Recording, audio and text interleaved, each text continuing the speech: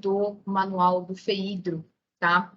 Então, é importante para quem já é tomador, né, para quem já tem projeto em execução, a Sônia aí está com projeto em execução, eu sei que tem outros tomadores aí que tem, para entender um pouquinho o que muda, né? Não são todas as coisas, né, que nós trouxemos aqui alguns destaques, tá? Mas é importante que vocês façam a leitura do novo manual para entender aí o que implica no projeto que vocês já têm em execução, e quem está começando agora, né, já tem todas essas regras novas aqui. Estão vendo minha tela já? Sim, Bia. Ok. Bom, então, obrigada, Larissa. Então, como eu comentei, a gente trouxe aqui alguns destaques, né, mais relevantes do manual. É importante dizer o seguinte, o novo agente técnico contratado pelo FEHIDRO, por hora, né, neste momento, ele vai atuar nos projetos indicados em 2022 apenas, tá? Então, quem tomador que tem projeto indicado anterior a 2022, né, que está em execução, está não iniciado, eles, por hora, continuam com os agentes técnicos atuais, tá? Então, se o agente técnico era CETESB, era o IPT, era o DAE, a comunicação, toda a troca de informações e análise dos documentos permanece com os agentes técnicos anteriores, e gradativamente, né, vão ser feitos, o FEHIDRO vai estabelecer cronogramas para a transição desses projetos ainda em execução para o novo agente técnico, tá? É importante frisar aqui que com tudo que for com o novo agente técnico, né, então projetos indicados a partir de 2022, quando o agente técnico autorizar uma parcela, a emitir parecer de prestação de contas, enfim, precisa de uma validação da Secretaria Executiva do FEHIDRO, tá? Então, o novo agente técnico, ele vai emitir um parecer e a FEHIDRO, vamos dizer que ela vai dar um de acordo, tá? Para poder fazer a liberação de parcela. Então, ele tem uma etapa a mais dentro deste processo. Então, pode acontecer, como isso é novo, a gente vai monitorar por aqui. Então, o agente técnico, ele emite o parecer, né? E deu um tempo e o agente financeiro ainda não pagou a parcela. Então, o que pode acontecer é que a FEHIDRO não deu de acordo. Então, a gente vai estar monitorando por aqui também, né? Acompanhando esses prazos e esses trâmites, tá? Bom, a gente já comentou aqui nos outros 2 dias, né? Mas é importante a gente frisar que existem duas modalidades dentro do FEHIDRO de financiamento, né, que são a modalidade na operação não reembolsável, que é todo tomador sem finalidade lucrativa, né? Então, os municípios, as autarquias municipais, as secretarias de Estado, as empresas autarquias ligadas ao Estado e as entidades privadas sem finalidades lucrativas. Esses tomadores podem solicitar recurso na modalidade não reembolsável, tá? Operações reembolsáveis são pessoas jurídicas de direito privado com finalidades lucrativas, tá? A modalidade reembolsável é aquela modalidade de empréstimo, como a gente já comentou, vou falar um pouquinho mais para frente. Então, são as pessoas jurídicas de direito privado com finalidades lucrativas, especificamente sobre projetos de cultivo de mudas de caráter comercial ou de recuperação florestal, em áreas que tenham supressão de vegetação nativa imposta por alguma sanção, tá, de caráter administrativo ou judicial. Então, aqui, independente do tomador, aqui, projetos nessa temática, né, dessa forma, só podem pegar recursos na modalidade reembolsável. E também consumidores do serviço de abastecimento de água, né, que são pessoas aí de direitos privados com finalidades lucrativas. Então, se uma indústria, por exemplo, ela quer fazer projeto, por exemplo, para captação de água de chuva, por exemplo, ela pode ser tomadora do FEHIDRO na modalidade reembolsável, ou seja, uma modalidade de empréstimo, tá? Que ao final ela tem que fazer a devolução do recurso do FEHIDRO. Independente da modalidade, se reembolsável ou não, tá? Todo tomador ele precisa apresentar uma contrapartida. O que é a contrapartida? Ela é um empenho do tomador em executar aquele projeto, tá? E essa contrapartida ela pode ser financeira ou não financeira. Financeira então, dentro de tudo que está previsto lá no projeto, o FEHIDRO vai bancar X, Y, Z e o tomador vai bancar um serviço X. Ele vai pagar exatamente com recurso financeiro, vai pagar aquele serviço para o contratado.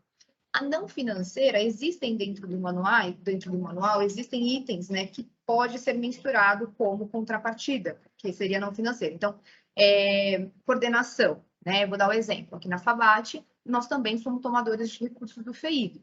Então, eu, como responsável técnica do projeto, eu dedico algumas horas, né, do meu trabalho dentro da FABAT para executar aquele projeto, para acompanhar aquele projeto, né? Então, a gente pode mensurar, né, minha dedicação por horas ou por mês dentro do projeto e colocar aquilo como contrapartida do tomador, tá? Tem referências de preços, né? A gente tem todo um regramento dentro do manual como é que se faz isso, mas isso é possível. Dentro das operações não reembolsáveis, então, a contrapartida, somando a financeira e a não financeira, tá? Pode mesclar também. Somando dois tipos de contrapartida, no caso de municípios, né, e administração indireta ligada aos municípios até 50 mil habitantes, o mínimo de contrapartida é 2%. Municípios com 50 mil, acima de 50 mil e até 200 mil habitantes, 5%. Municípios e administração indireta dos municípios com mais de 200 mil habitantes, o mínimo é 10% de contrapartida. Administração direta ou indireta do Estado, 10%. As entidades privadas sem fins lucrativos, 2%. Consórcios intermunicipais e agências de bacias estão isentos da apresentação de contrapartida, tá? Isso para a modalidade não reembolsável. O novo manual, ele traz algumas exceções para contrapartida zero, tá? E aí, independente do tomador, né? Sendo na modalidade não reembolsável, tem algumas exceções que são essas três aqui já são do manual antigo, e esse novo manual traz algumas novidades aqui. Então, empreendimentos destinados a minimizar situações associadas a eventos hidrológicos críticos de secas e inundações, desde que comprovação de situações de emergência ou de calamidade pública pode ser isento de contrapartida, tá? E isso vai ser analisado pelo agente técnico. Também não precisa de contrapartida. Empreendimentos que comprovadamente sejam destinados a prevenir graves riscos à saúde da população e ou à segurança pública. Empreendimentos com área de abrangência estadual de toda a UGRE ou de mais de uma UGRE, tá? Esses dois casos aqui, né, de associados a eventos hidrológicos e prevenir graves riscos à saúde da população, é importante frisar que são empreendimentos estruturais, né? A gente já teve tomador perguntando, um plano de drenagem, ele pode ser enquadrado nessa situação aqui de empreendimento destinado a minimizar situações de eventos hidrológicos, né, críticos? Não, né? O plano, ele é um instrumento de planejamento, né? Ao término do plano, precisa se pôr em prática, né? Executar aquelas obras que estavam previstas, então, não cabe, né? Ele tem que ser uma ação estrutural ali, que é uma situação de emergência, né? Para, de fato, minimizar a situação de evento hidrológico crítico, por exemplo, tá? O novo manual, então, trouxe algumas novidades, tá? Então, qualquer projeto ligado a esgotamento sanitário, a controle de perdas em sistemas de abastecimento, racionalização de uso da água ou captação de recursos hídricos, né, que aqui no sub-PDCs, esses são os temas do sub-PDCs, então tem que ver o que se enquadra dentro desses sub-PDCs aqui, estão isentos de contrapartida. No caso do Alto Tietê, para 2023, nós não estamos financiando nenhuma ação no 5.2 e nem no 6.1. Então, para nós, aqui no Alto Tietê, o que poderia entrar que tomador como contrapartida zero, na modalidade não reembolsável, seria projetos de esgotamento sanitário e projetos de controle de perdas em sistemas de abastecimento. Alguma dúvida até aqui, Larissa? Por enquanto não, Bia, pode continuar. Certo, obrigada. Bom, aqui eu já falei, né, são as ações de esgotamento, que no caso do Alto Tietê poderiam ser enquadradas, né, com contrapartida zero, e também no caso de ações estruturais para redução de perdas, né, desde que previstas em plano de controle de perdas. Operações reembolsáveis, tá? Mínimo de contrapartida que o tomador precisa apresentar numa operação reembolsável é de 20%, sendo que o prazo total de financiamento é de 60 meses, incluindo prazo de carência que é até 18 meses, tá? Então, até 18 meses aí é o prazo para o tomador começar a pagar, e aí se ele usar o prazo de 18 meses de carência, ele tem até 42 meses aí de parcelas, né, para quitar o financiamento. Atualmente, né, os juros da operação reembolsável é de 3% ao ano, tá? E aí esse novo manual também trouxe uma novidade aqui de juros zero, tá? Para os tomadores com empreendimentos destinados à redução de perdas nos sistemas ou do consumo de água. Então, como eu comentei lá, aqui pode ser, por exemplo, a Sabesp, que né, um tomador que ele só pega projeto na modalidade reembolsável, né? Aqui no FEHIDRO, ele poderia solicitar a juros zero, que seja redução de perdas. Uma indústria, por exemplo, como ela tem finalidade lucrativa, ela só pode pegar recurso na modalidade reembolsável, e se ela for fazer um projeto lá para reduzir o consumo de água dentro da planta, né, lá do empreendimento, ela poderia aí pegar o recurso com o financiamento de a 0% de juros, tá? Bia, antes de você continuar, temos a inscrição aqui do Júlio. Acredito que ele tem alguma dúvida. Vamos lá, Júlio. Oi, estamos ouvindo? Sim, estamos. Legal. Não ficou muito claro, eu não entendi perfeitamente a questão da modalidade não reembolsável, né, para CNPJ de associação. A contrapartida zero é só para alguns itens, é isso, de biossaneamento? Apesar dele não estar sendo contemplado nesse projeto? Vamos nesse lá. ano? Qual que é? A sua entidade é uma ONG, é isso? A ONG, isso. Tá, certo. Uma ONG. Pelo tomador, tá? Ela teria que apresentar no mínimo 2% de contrapartida. Certo? Até aqui ficou claro? Tá, certo. Podendo ser financeira ou não, tá? 2%. Se o projeto se enquadrar em esgotamento sanitário, qual seria uma ação possível aqui no caso da ONG? Poderia ser, por exemplo, essa ação de substituição de fossas rudimentares ou outros métodos impróprios de esgotamento por unidade de saneamento individual. Se for uma ONG e o projeto for nesta ação aqui, por exemplo, está isento de contrapartida. Mas não sei se eu me perdi em alguma reunião, mas parece que a questão do biossaneamento esse ano, eu não entendi exatamente o que aconteceu com ele. Na verdade, Alguns é o seguinte, itens. A gente está financiando essa ação. O que tem dificuldade aqui são ações, são a implantação de fossas em áreas de mananciais, tá? Dependendo da situação ali, então o pessoal está com dificuldade no licenciamento, tá? Mas se for uma área fora se for, né, uma região fora das áreas de mananciais, isso é possível. Entendi, tranquilo. E aí esses 3%, que é a contrapartida mínima, se ela for financeira, aí já se enquadra. Desculpa, pode repetir? Cortou um pouco a pergunta. Existe essa contrapartida mínima, né, de reembolsável financeira, que é de 3%? Aí aqui é para uma operação reembolsável, não se enquadra para ONG. Para ONG você tem que apresentar no mínimo. Mas qualquer ONG, então, é não reembolsável? Não vai entrar, mas a questão da contrapartida que deve ser financeira em 3%. Esse que é o fator, né? Não, ó, são coisas diferentes. Aqui a taxa de 3% é taxa de juros para o tomador que vai solicitar o financiamento na modalidade reembolsável, na modalidade de um empréstimo, ok? Certo. 3% de juros.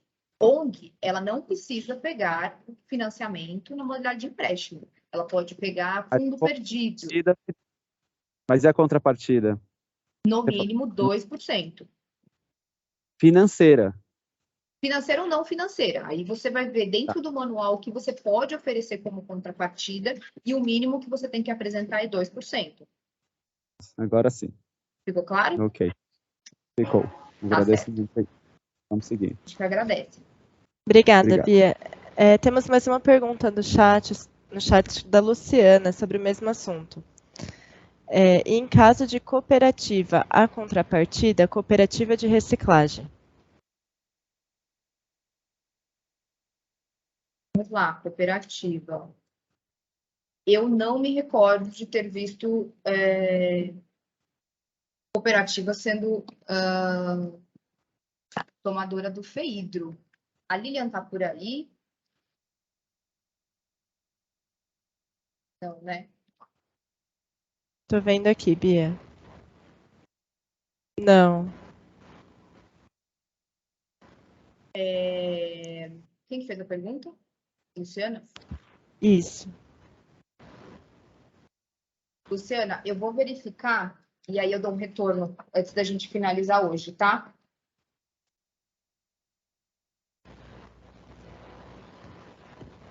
Obrigada, Bia. Fica lá entre opiniões, mas eu vou verificar.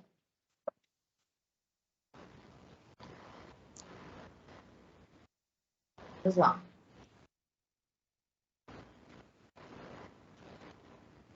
Então, com relação à taxa de juros, né? A gente já comentou 3% no financiamento, para qualquer tipo de tomador que se enquadre na modalidade reembolsável, e 0% se for específico para redução de perdas nos sistemas ou redução do consumo de água, tá? E aqui nós temos o anexo 2 do manual, que ele traz quais são as tipologias de empreendimentos financiáveis dentro de cada PDC. Então, eu até trouxe aqui para a gente fazer um exercício com uma ação do comitê que é relacionado à parte de grana, tá? Então, ó, o que diz a deliberação do comitê? O comitê vai financiar, então, elaboração de projeto básico e ou executivo e execução de obras previstas no plano diretor de macrodrenagem do Alto Tietê. Isso dentro da ação do sub-PDC 7.1, que é ações estruturais de micro ou macrodrenagem para mitigação de inundações e alagamentos. Então, lá no primeiro dia, a gente comentou que são duas premissas básicas, né, para o FEHIDRO financiar. Então, estar enquadrado dentro de algum PDC e estar enquadrado na ação do comitê. Especificamente essa ação aqui, ela é uma ação abrangente, né? Ela diz que se pode financiar qualquer projeto básico executivo ou obras que estejam previstas dentro do planejamento ali de drenagem, tá? E aí, o que a gente precisa? Aí alguém pode perguntar, tá, mas o que eu posso financiar dentro de tudo que está previsto ali do plano? O que eu posso financiar? Então, a gente vem aqui no anexo do manual, que é o anexo 2, diz o seguinte, ó, tipologias dos PDCs e sub-PDCs. Então, o que o manual diz que pode ser financiado dentro do sub-PDC 7.1?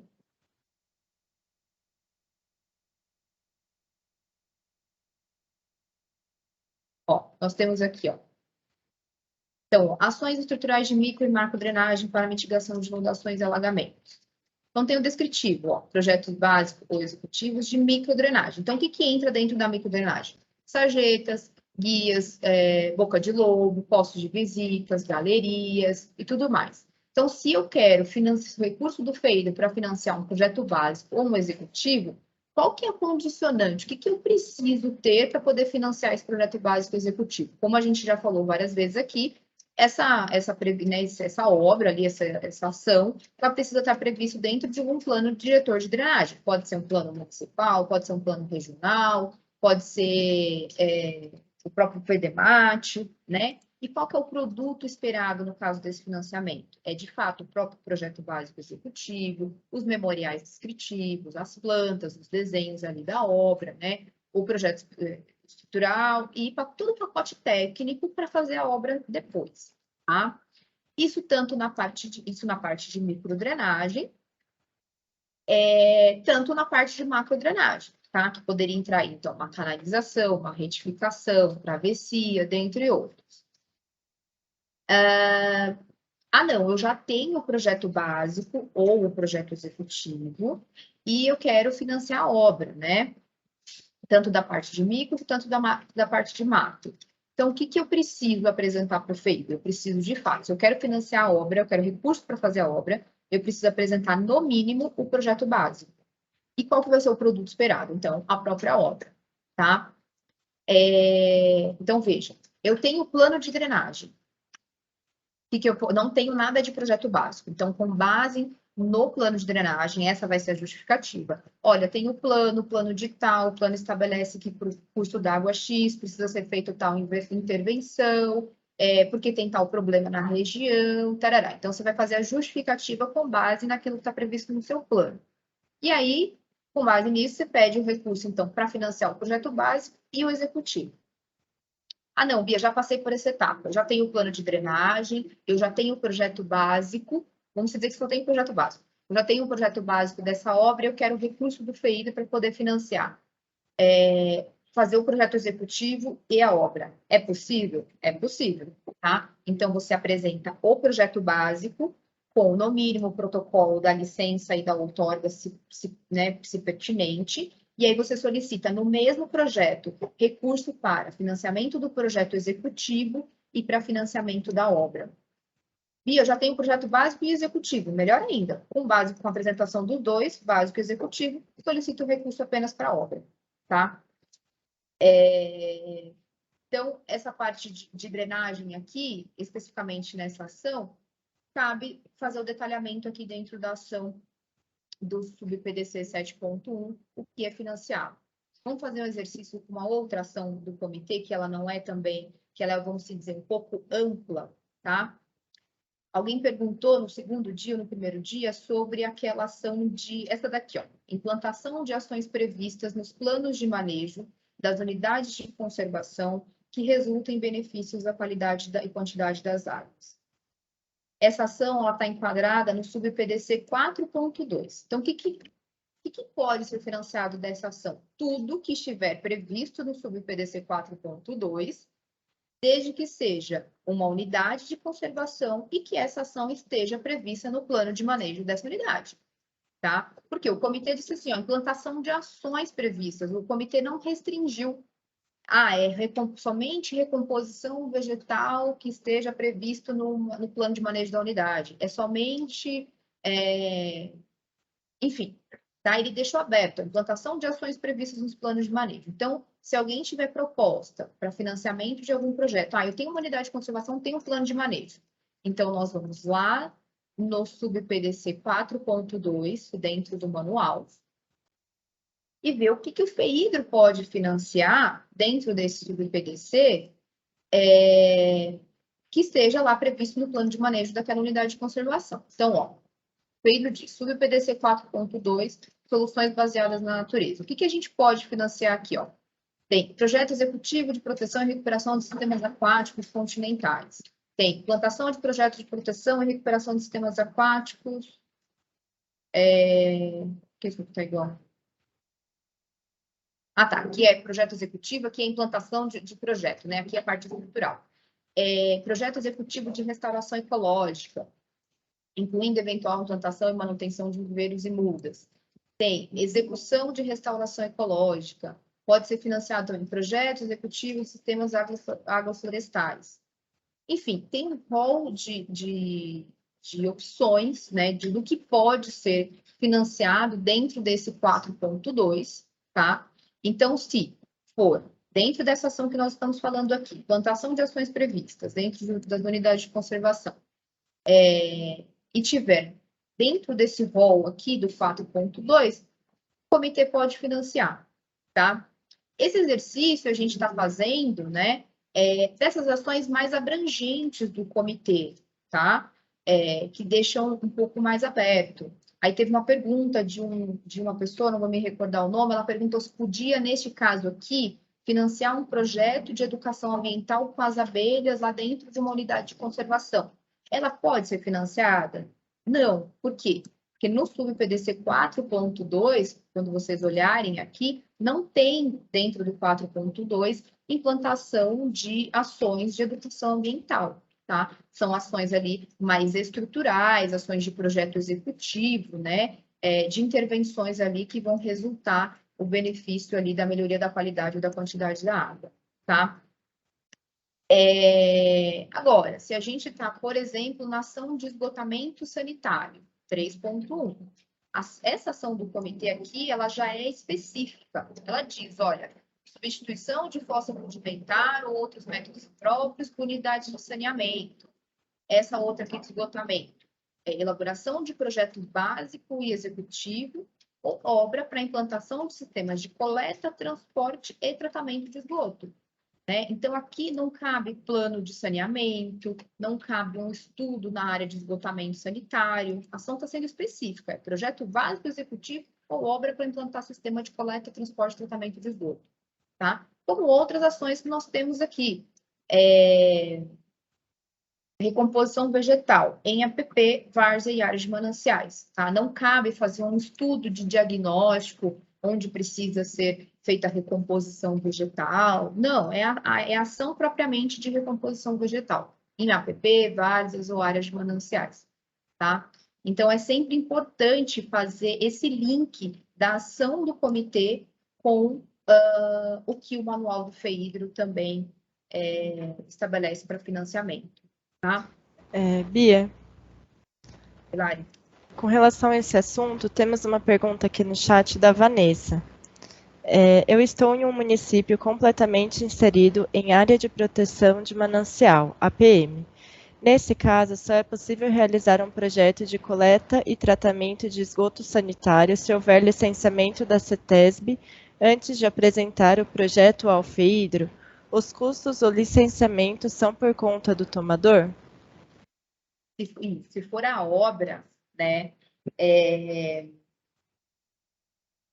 aí tem que apresentar o projeto básico, e aí nessa parte de esgotamento, geralmente não, né, requer aí o executivo, né, para detalhamento do, tanto, né, se for levatória, enfim, coletor tronco, eu não sei exatamente o que seria, aí sim precisa, no mínimo, do protocolo da LP, tá, da licença prévia. Então, Obrigada, precisa, Bia. sim. A Vanessa complementou aqui com mais uma dúvida.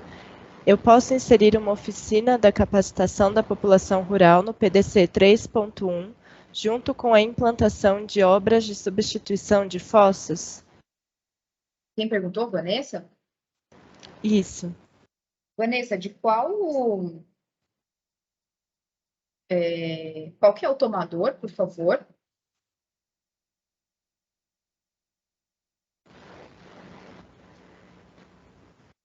Se você quiser abrir o microfone para falar, fica à vontade, tá? É a OCIP, Uirapuru Arte e Ecologia. Tá. É uma ONG, e aí vocês querem fazer o projeto de substituição de fossas. É isso, né? Oi, Bia, bom dia. Bom dia, Vanessa. Tudo bem, você? Tudo bem. Então, essa OCIP, a gente está aqui em Juquitiba e a gente já é tomador, mas a gente fez projetos para outro comitê, porque o município está inserido em 2 bacias, né? Uhum. A do Ribeira de Iguape e a do Alto Tietê. Do Alto Tietê a gente ainda não apresentou, a gente quer apresentar agora pela primeira vez também, e são projetos de saneamento individual, unidades de saneamento individual na área rural. A minha pergunta em relação a licenciamento da CETESB seria para esse tipo de projeto, tá? Não para coletor tronco, rede, nada disso. Ah, tá. É necessário também? E a outra pergunta é se dentro desse tipo de projeto a gente pode inserir oficinas de capacitação da população rural, junto com a implantação de sistemas individuais de tratamento. Obrigada. Perfeito, Vanessa. É sempre bom a gente ter um pouquinho mais de informação para poder dar a resposta mais certa. Como você já me deu mais informações da região, eu tenho algumas considerações para te fazer. Ó, Juquitiba, de cabeça, se eu não me engano, tem 1 ou 2% da área de Juquitiba aqui na bacia do Alto Tietê, uma área pequena, tá? Então, precisa verificar se esse projeto, né, onde que é essa área, né, se ele está dentro da bacia do Alto Tietê ou se ele está lá no Ribeira, tá? Se tiver no Ribeira, o ideal é que vocês solicitem recurso realmente no Ribeira. O Comitê do Alto Tietê, ele pode, não só o comitê, né? Outros comitês, eles podem financiar aí, com recurso da cobrança projetos fora da sua área da delimitação da bacia? Pode, desde que ele traga benefício para a bacia, né? Então, por exemplo, a gente faz captação aqui no Alto Tietê, a gente faz captação de água lá do Sistema Produtor São Lourenço. Então, desde que o projeto demonstre benefício para essa área de manancial, que o Comitê do Alto Tietê, a bacia do Alto Tietê, ela é beneficiada, a gente pode fazer o financiamento. Então, precisa primeiro verificar qual que é a área, né, dentro do município de Jequitiba e se ela vai trazer benefícios para a bacia hidrográfica do Altietê. Comprovando isso, aí sim a gente pode fazer o financiamento, tá? Aí, respondendo a outra pergunta, pode colocar a parte de educação ambiental ali naquela ação? Não só pode, e é super importante que coloque para poder capacitar esses moradores, né, que vão receber essas unidades de saneamento, para poder operar essas unidades, para poder saber fazer a manutenção, para saber da importância, né, daquilo aí para o benefício do recurso hídrico e tudo mais. E aí, no caso, como é área de manancial, aí sim precisa também do licenciamento, tá? Então, precisa verificar essas condicionantes aí, especificamente no município de Juquitiba, tá bom, Vanessa? Não sei se ficou claro, se tiver ainda alguma dúvida. Tá, só mais uma. E esse licenciamento é da CETESB e os custos do licenciamento são todos por conta do tomador antes da apresentação do projeto para o FEIDRO, é isso? Isso, nesse caso sim. Por quê? Porque já vai pedir a implantação das unidades e para isso a gente precisa do licenciamento. Então, o custo fica por conta do tomador, né? Porque ele já precisa apresentar o protocolo agora, entende? Da licença. Você só vai começar o financiamento se o projeto for aprovado posteriormente, né? Então, esse custo você já teria que ter esse licenciamento agora. Entendi. Muito obrigada. Bom, de nada. Tem mais alguma, Lara, aqui no chat para trás que passou? Não, Bia. Pode continuar. Obrigada. Eu que agradeço. Bom, então, com relação ao termo de referência, pessoal, o Comitê do Altietê ele já vinha solicitando o termo de referência para todos os tomadores. Para todos os tomadores, não, para todos os tipos de projetos, desculpa, tanto para projeto estrutural como projeto não estrutural, tá? Por quê? Antigamente, o FEIDRO só pedia para projeto não estrutural. Quando era obra, só pedia o pacote técnico, né? Só lá as plantas, né? E memorial descritivo e tudo mais. Só que às vezes chegava a obra e a gente não conseguia entender qual que era a justificativa daquela obra, né? Qual que era o problema que aquela obra ia resolver, quais eram os benefícios, quais eram os resultados esperados, qual que era a população que ia ser beneficiada com aquela obra. Então, o Comitê do Altietê começou a estabelecer, solicitar termo de referência, tanto para projeto não estrutural quanto para projeto estrutural. E agora, o novo manual do FEIDRO trouxe essa regra também. Então, independente se for aqui no Comitê do Altietê ou qualquer outro comitê do Estado, todos os projetos precisam de termo de referência, tá? E dentro do manual, vocês vão perceber que o manual ele traz o conteúdo mínimo que os termos de referência precisam ter, tá? E seguindo a deliberação do comitê, a 154, aí, que é o que traz as regras para 2023, que já existe lá o anexo 1, que é o modelo de termos de referência, detalha exatamente cada item, o que vocês precisam incluir em cada item, a gente já falou eles, acho que no primeiro dia nós falamos um pouco detalhadamente sobre cada item, vocês já estão atendendo o que o manual do FEIDRO pede, tá? Então, seguindo o modelo do comitê lá de termo de referência, já está ok, tanto para projeto estrutural quanto para projeto não estrutural, tá? Valor mínimo de financiamento. Anteriormente era 150 mil. Vocês vão observar também que na deliberação do comitê, que nós aprovamos antes dessa alteração do PO, o valor lá está de 150 mil como valor mínimo do projeto. Mas o novo manual alterou para 160 mil, tá? Então, é importante, o valor mínimo de projeto, a partir de agora, é 160 mil reais. É importante vocês lerem dentro do manual do FEIDRO, tem lá tudo que é passível de financiamento pelo FEIDRO. Tá? Então, lá fala sobre mão de obra, sobre serviços, né? Independente de qual projeto que vocês estão solicitando, tem um item lá na página 47 dizendo o que pode ser financiado pelo FEIDRO. E tem lá também outros itens, o que não pode ser financiado. E também tem relação à contrapartida, o que constitui contrapartida e o que não constitui contrapartida, tá? Então, é importante vocês lerem atentamente sobre isso. Aqui nós temos também sobre a programação financeira dos projetos e o número de parcelas. Esse novo manual também trouxe uma divisão aí de parcelas, né? Às vezes tinha alguns projetos que tinham uma quantidade excessiva de parcelas, e isso acaba dificultando, né, toda a questão de prestação de contas de cada valor, de cada etapa e tudo mais. Então, o FEIDRO estabeleceu uma tabela, vamos dizer a quantidade de parcelas de acordo com o valor. Então, Projetos de até R$500 mil é no máximo 2 parcelas. Projetos com valor acima de 500 mil e até 10 milhões, 3 parcelas.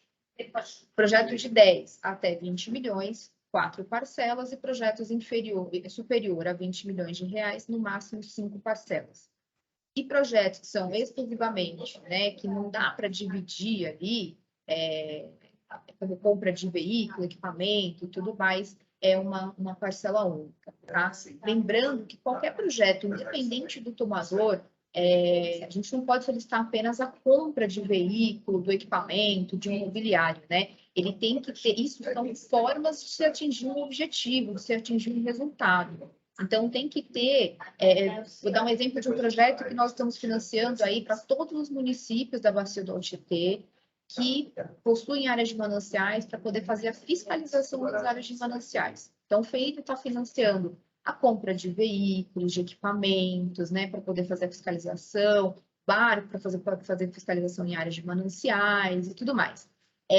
Mas esse não pode ser o resultado, né? Então, atrelado a esses projetos, tem um programa de fiscalização nessas áreas de mananciais, tem toda a parte de capacitação para esses municípios, né? Então, se espera ao longo do projeto campanhas de fiscalização, enfim, tem lá no projeto todo um detalhamento que não é apenas a compra desses equipamentos, desses materiais. Então, é importante deixar claro que os equipamentos, ele não é o fim, né? Ele é uma forma de atingir um objetivo que esteja ligado ali ao benefício do recurso hídrico.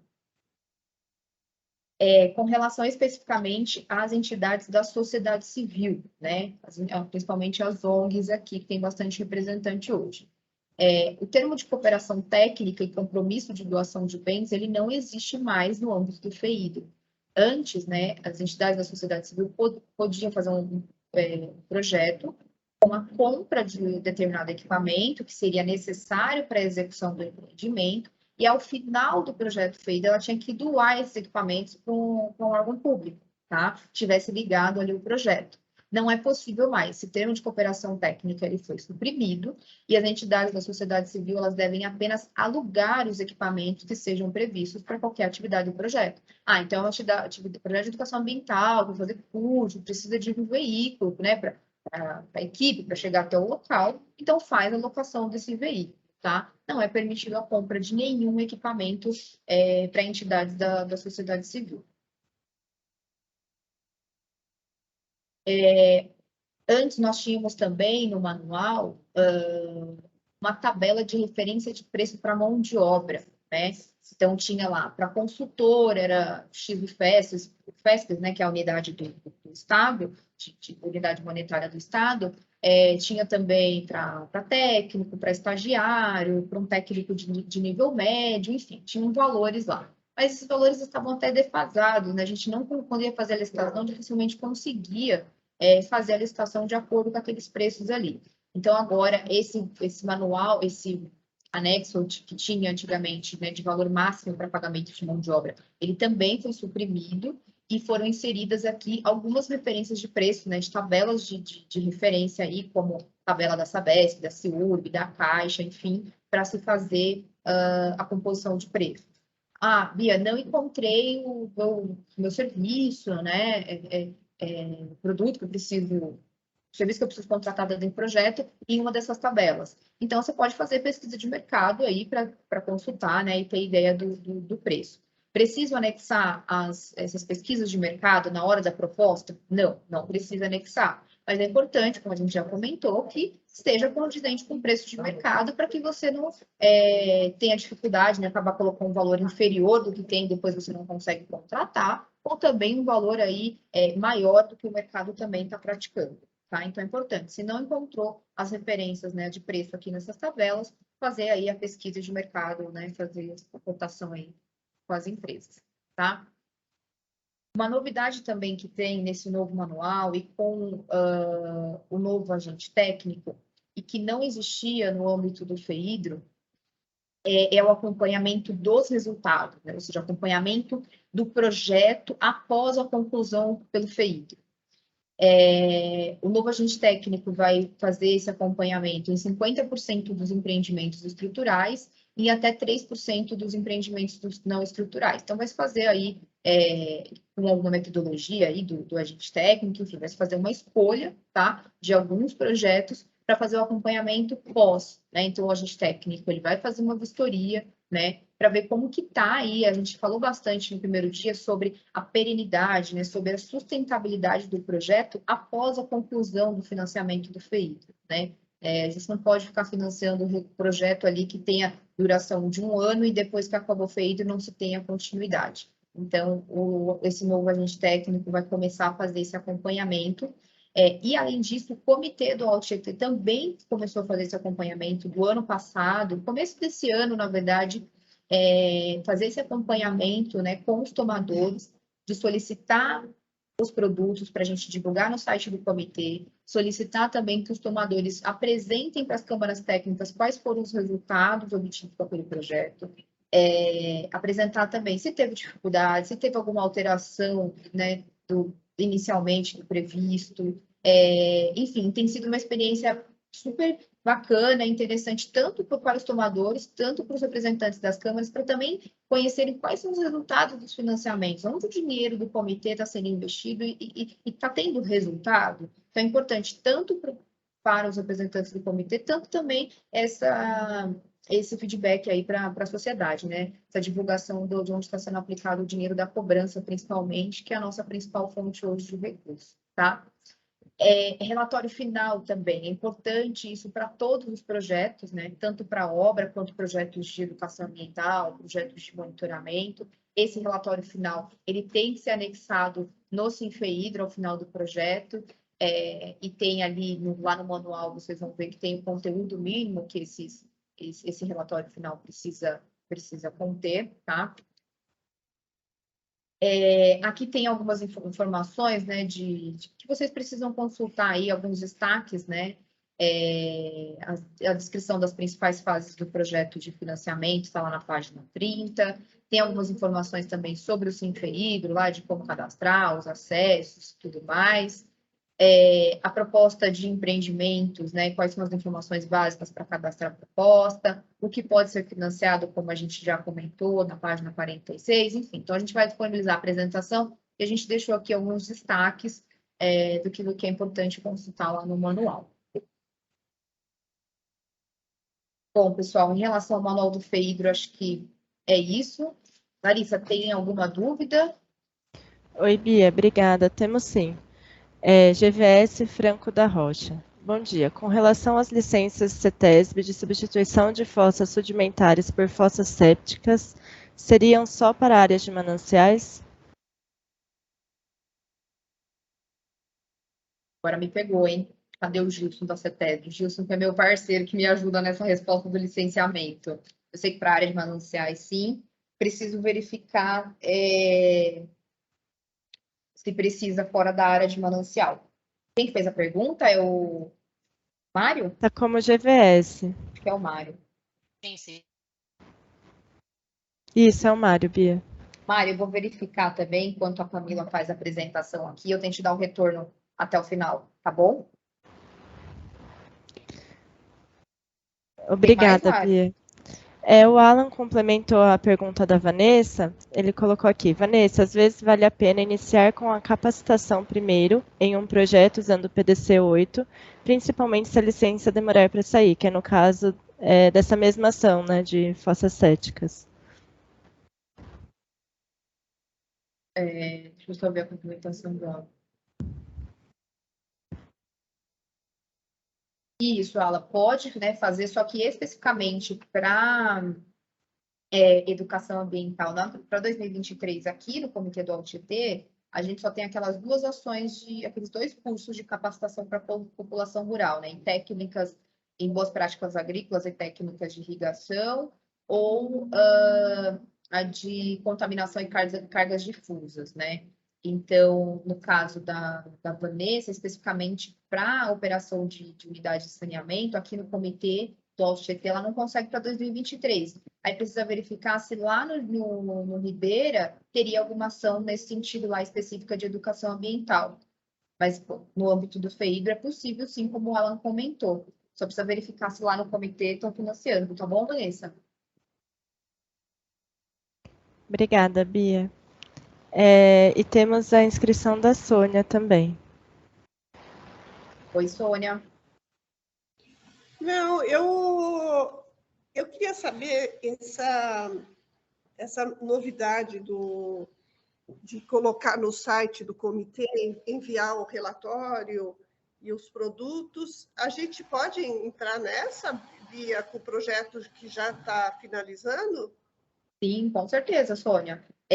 Assim que o projeto, o agente técnico, ele atesta a conclusão física do projeto, né, a execução física ali, a gente já entra em contato com o tomador, solicitando o relatório final, solicitando o produto final, né, se for um plano de drenagem, por exemplo, a gente pede o plano, se for um projeto de educação ambiental, o relatório final falando quais foram as atividades que foram desenvolvidas no projeto.